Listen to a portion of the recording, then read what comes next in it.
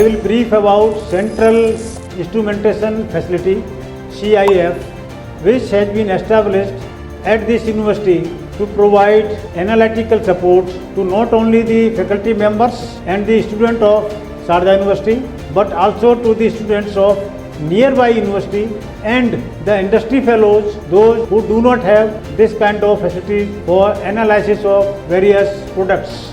We have finalized very nominal rates to our students and also to the students and industry fellow outside. And the best part of this facility is not only from within India but also from the foreign country. Students, they are showing interest and they are coming to analyze their samples, and they work together here for 3 to 6 months under the scheme Research Intern.